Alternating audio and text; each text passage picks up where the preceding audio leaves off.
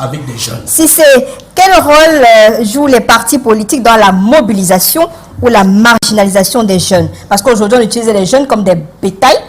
On les ramasse n'importe comment, on les habille avec les t-shirts, on fait croire que ce sont des jeunes engagés en politique, et ça se fait partout lorsqu'il y a des meetings. J'ai même vu un leader d'opinion, on avait besoin de ses militants, il était obligé d'habiller les enfants de la rue pour se les positionner quelque part en disant que ce sont les militants de ce parti. Oui, c'est une ignominie des élites concernées que vous venez de souligner là. Bon, je pense que le représentant du RDPC est sur le plateau. Il va se charger de peut-être de justifier ça parce que pour nous, c'est injustifiable.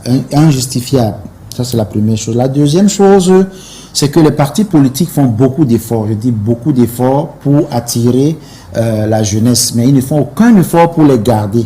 Moi qui vous parle, par exemple, je vais parler par exemple quand je suis allé au FSNC, auprès du ministre Chiroma, qui va peut-être regarder l'émission. Je suis allé là-bas pour apprendre. Mais à aucun moment, je n'ai eu le temps qu'on m'a donné pour apprendre. On pensait plutôt que j'étais un ennemi. Donc, les jeunes, aujourd'hui, se sont lésés par les vieux. Ils ne se sentent pas accompagnés par les vieux. Ils ne se sentent pas encadrés par les vieux. Alors que pour exercer, il faut la maturité. Il faut la maturité.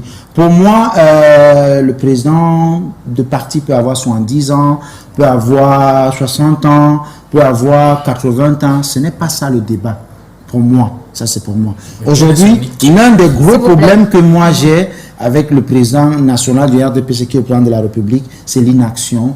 C'est tout ce qu'on a vu pendant 40 ans qu'on n'a pas proposé. C'est pour ça qu'on demande qu'il aille se reposer, pour que quelqu'un, même si c'est à l'intérieur de leur appareil, vienne pour que l'action reprenne. Parce que, voyez-vous,